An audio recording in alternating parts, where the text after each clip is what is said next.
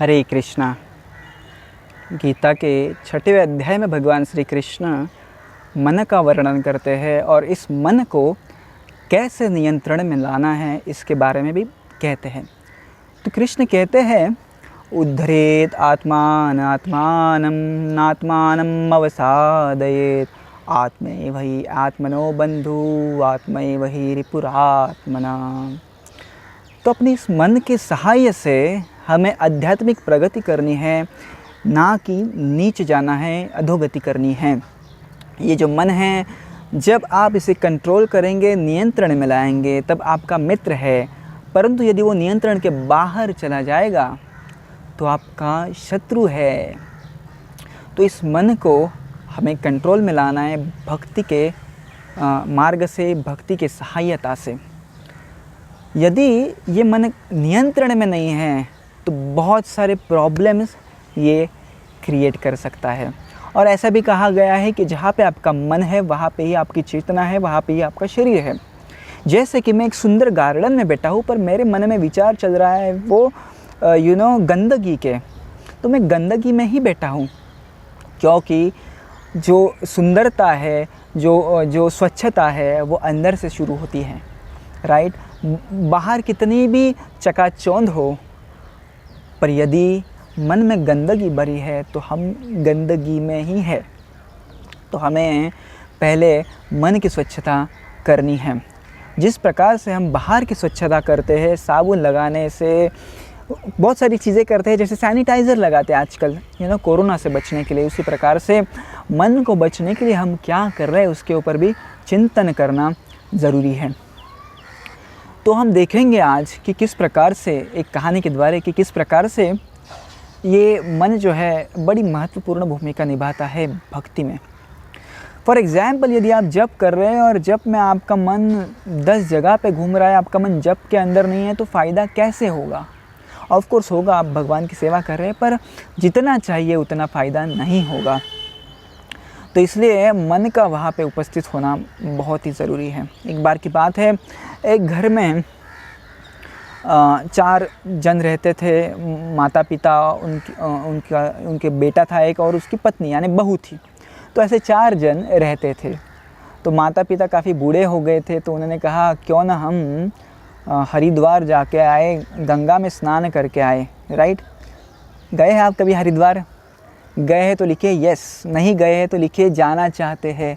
क्योंकि मैं बताऊं, हरिद्वार इतना ज़बरदस्त पावन भूमि है कि मैं बताता हूँ आपको। मैं 2 साल पहले हरिद्वार गया था और हरिद्वार में हमने डुबकी लगाई थी माँ गंगा में। और आज भी ऐसे एक भी दिन नहीं गया कि मैंने गंगा स्नान के बारे में नहीं सोचा हो। आज भी उतने ही उत्साह से मुझे वो ऐसा लगता है कि मैं स्नान कर रहा हूँ गंगा में, राइट। तो इतना ज़बरदस्त पावन पुण्य भूमि है कि आप हर एक ने वहाँ पे जाना चाहिए। हरिद्वार, ऋषिकेश, ये सारी चीज़ें करनी चाहिए, राइट। तो दोनों ने सोचा क्यों ना हम हरिद्वार जाए, और कुछ काम पड़ा तो बोले बेटे और बहू यहाँ पे ही रहेगी। तो बेटी खुद को, जो बहू थी, खुद को कोसने लग गई, मैं कितनी अदम हूँ, कितनी पतित हूँ कि मुझे सास अपने साथ गंगा स्नान नहीं लेके जा रही है। मेरा पुण्य नहीं है, मैं पापी हूँ, मैं अभागी हूँ कि मैं गंगा स्नान के लिए नहीं जा पाई। पर मेरी सास देखिए कितनी पुण्यवान है, कितनी सुशील है, और उन्हें गंगा स्नान का ये मौका मिल रहा है। तो भगवान करे कभी मुझे फ्यूचर में, भविष्य में मुझे गंगा स्नान का मौका दे। तो इस प्रकार के उसके विचार थे। और यहाँ पे सास उसने अपने कपड़े बांधे, सब जो भी था लेके वो चल पड़े। और धीरे धीरे चलते चलते कुछ वाहन से वो हरिद्वार तक पहुँचे। पर सास की सास घर में ही अटकी थी। सास की सास घर में ही अटकी थी, उसका मन जो था घर में ही था। परंतु बहू का मन उल्टा था, बहू घर में थी, मन पूरा हरिद्वार में था। सास हरिद्वार में थी, मन घर में था। घर में क्यों था? क्योंकि सास सोच रही थी मेरी बहू अभी घर में अकेली है और मेरी अलमारी खुली है। बहू अकेली और अलमारी खुली तो बहू सारे जो गहने हैं, हीरे हैं, चुरा लेगी और मेरे बेटे के साथ भाग जाएगी, मैं कंगाल हो जाऊंगी, मैं क्या करूंगी, ऐसे ऐसे विलाप करने लग गई। अभी हरिद्वार में है, गंगा स्नान कर रही है, ये विचार आ रहे हैं।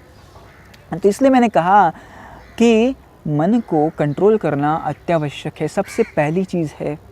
और जब भक्ति कर रहे हैं तब ये भी सारी चीज़ें सीखनी चाहिए कि इस मन को नियंत्रण में कैसे लाया जाए। इसलिए कृष्ण ने अनेकों विधि उपाय दिए हैं 6 चैप्टर में, आप ज़रूर पढ़िएगा, मैं वो अभी उत्तर नहीं दूंगा। अभ्यास है न तो कौनते वैराग्य न गृह्यते, चलो उत्तर भी दिया। अभ्यास और वैराग्य से इस मन को कंट्रोल किया जाता है। क्योंकि अर्जुन पूछते चंचल ही मन कृष्ण प्रमादी बलवदृढ़ तस्याहम निग्रहम मन्ये वायोरीव सुदुष्करम। हे कृष्ण, आपने बता दिया मन जो है वह मित्र है, कभी शत्रु होता है, तो मेरा मन तो बड़ा चंचल है, तो कैसे कंट्रोल करूँ? तो कृष्ण ने कहा असंशयम महाबाहो मनो दुर्निगृहम चलम। तो कृष्ण कहते हैं असंशयम, आपकी बात बराबर है कि जो मन है ना बहुत डेंजरस है, आप कंट्रोल नहीं कर सकते।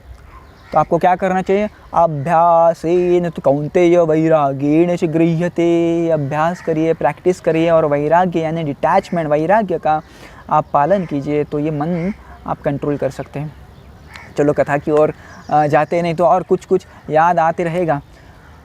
तो जब ये औरत सास स्नान कर रही थी तो उसके मन में विचार आया, अलमारी खुली है, मेरी जो बहू है वो सारे गहने चुरा लेगी, सारे गहने चुरा लेगी, गहने गहने, मेरी अलमारी, मेरी बहू, गहने गहने, मेरा घर घर घर। वही कर रही थी। उसका ना नहाने में ध्यान था, ना गंगा मैया में ध्यान था। और उसी समय उसकी जो अंगूठी थी, ना आपने देखा होगा अंगूठी पहनते हैं, तो अंगूठी थी वो गंगा में बहने लग गई। उसने सोचा इतनी टाइट थी, इतनी थी, वो निकल कैसे गई, पर बह गई उसकी सोने की अंगूठी। और यहाँ पे बहू घर में ही खुद को कोस रही थी कि मैं कितनी अभागन हूँ, मुझे गंगा स्नान का मौका नहीं मिला, तो चलो कोई बात नहीं, मैं मन ही मन गंगा मैया को प्रार्थना करूँगी। तो मन ही मन गंगा मैया को प्रार्थना करने लग गई वो। और उसने कठौती ली, कठौती यानी कटोरा, राइट, कटोरा लिया पानी का। वो भी तभी स्नान कर रही थी, सुबह का समय था। तो उसने विचार किया इस कटोरे में गंगा मैया है। गंगे चैव यमुने चैव, आपने वो प्रार्थना सुनी होगी कि पुराने ज़माने के लोग नहाते समय इस प्रार्थना को उच्चारण करते थे, यानी अपनी चेतना को ऐसे बनाते थे कि मैं अभी स्नान कर रहा हूँ, पर मैं स्नान किस में कर रहा हूँ? इन सारी जो नदियाँ हैं उसमें स्नान कर रहा हूँ। और तो नहाने लग गई। जैसे ही कटोरा अपने सिर के ऊपर उल्टा किया, बहू ने एक अंगूठी गिर गई। तो बहू सोचने लग गई ये अंगूठी तो सासू माँ की है, कटोरे में कैसे आ गई? चलो कोई बात नहीं, सासू माँ को आते ही मैं दे दूँगी। तो उसने वो अंगूठी ली और अलमारी में अच्छे से रख दी, अलमारी को लॉक कर दिया। और सासू माँ इधर मेरी अलमारी, मेरे गहने, मेरी अंगूठी, मेरा घर, मेरी बहू सब चुरा लेगी, मेरी अंगूठी, उसका ही जाप कर रही थी। उसका मन गंगा में नहीं था, समझ रहे ना आप? तो मन का वहाँ उपस्थित होना बहुत ज़रूरी है। जप के समय भी हम जब जप कर रहे हैं तो हमारा मन जो है उस नाम को, उस हरि नाम को ग्रास्प करना चाहिए। हरे कृष्णा कृष्णा कृष्णा हरे हरे, हरे राम राम राम हरे हरे। तीव्रता से और अच्छी लगन के साथ यदि हम जप कर रहे हैं तो उसका अच्छा फ़ायदा होगा, बेहतर फ़ायदा होगा।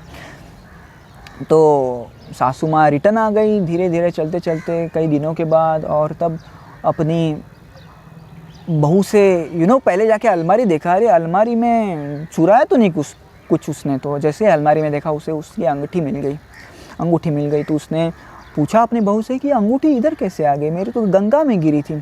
तो उसने कहा माताजी, जब मैं स्नान कर रही थी और मैं खुद को जब कोस रही थी कि मैं गंगा स्नान करने नहीं जा पाई, तब ये अंगूठी मैंने जब कठौती पलटी की तो ये अंगूठी उसमें से आई, तो मैंने संभाल के रख दी। तो क्यों हुआ ये मुझे मत पूछे, मुझे नहीं पता। तो सासू माँ ने कहा मैं बताती हूँ ये कैसा हुआ।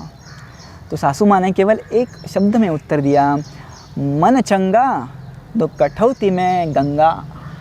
तो आपका मन अच्छा रहेगा तो आपके कठौती में, ये कटोरे में भी गंगा उत्पन्न हो जाएगी। पर मन अच्छा नहीं है तो आप गंगा के अंदर भी आप उसको पोल्यूट कर देंगे, समझ रहे हैं। तो इस मन को यदि कंट्रोल करना है तो कृष्ण कहते हैं अभ्यासेन तु कौन्तेय वैराग्येन शुक्रियते, हमेशा हमें अभ्यास करना है और वैराग्य के साथ भक्ति मार्ग का पालन करना है। तो हम इधर ही रुकते हैं। धन्यवाद। हरे कृष्णा।